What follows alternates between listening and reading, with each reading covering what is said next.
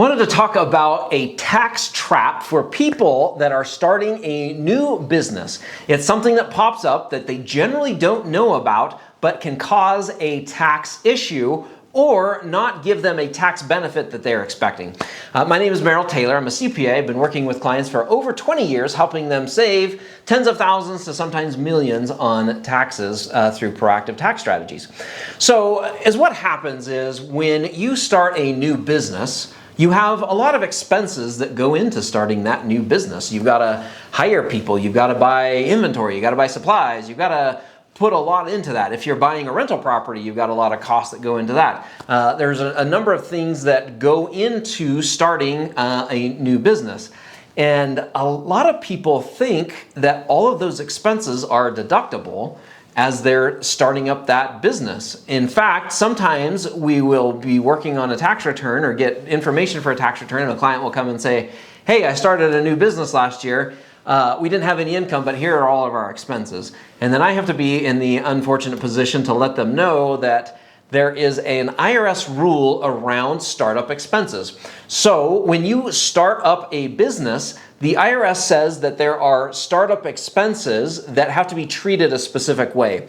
So what are startup expenses? We'll get into that a little bit. So startup expenses would include things like market research and feasibility studies, legal and accounting fees, business formation costs, website development, pre-launch advertising and branding, traveling to meet suppliers or customers, employee training and recruiting, all those things. This wouldn't include like equipment that would be treated separately. Anything that's like a fixed asset would be treated separately and not included as a startup cost.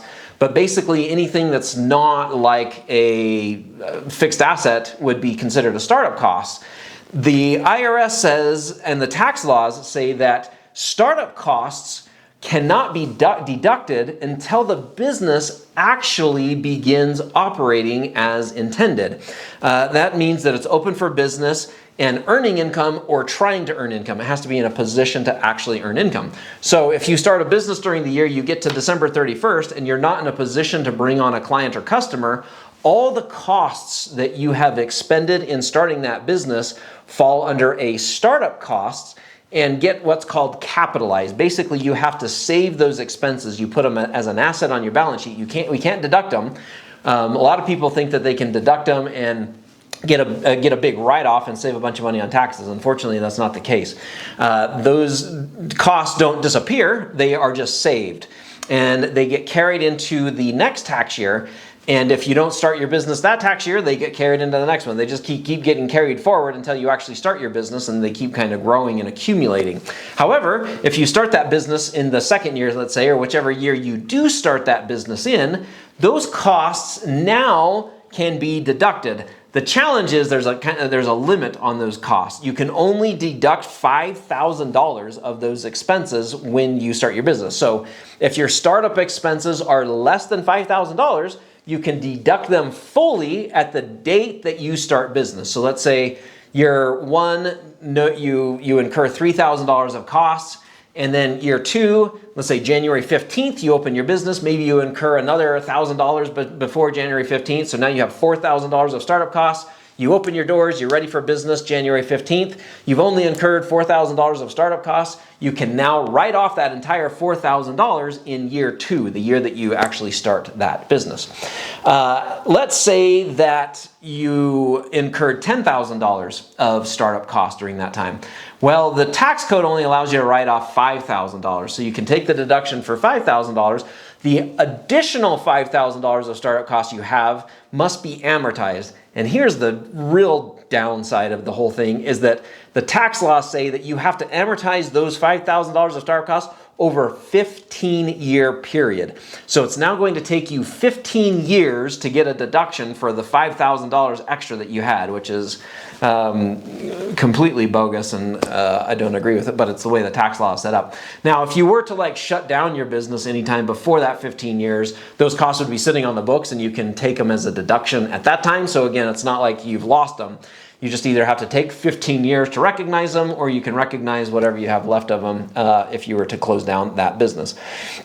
The other kicker of this whole thing is that if your startup expenses exceed $50,000, which is rare, but it does happen from time to time, you start to phase out of that $5,000 deduction dollar for dollar. So by the time you get to $55,000 of startup costs, you can no longer deduct any of your startup costs when you begin operations, and the entire amount must be amortized over a 15-year period.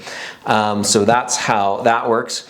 Now, there are some exceptions, like we said, equipment. So let's say you start up a business, you have $4,000 in startup costs, and you bought $5,000 of equipment that you need to run that business. Let's say you bought a restaurant and you needed to buy big mixers and ovens and stoves and things for this restaurant, and all that cost, say you found a really good deal and all that cost $5,000.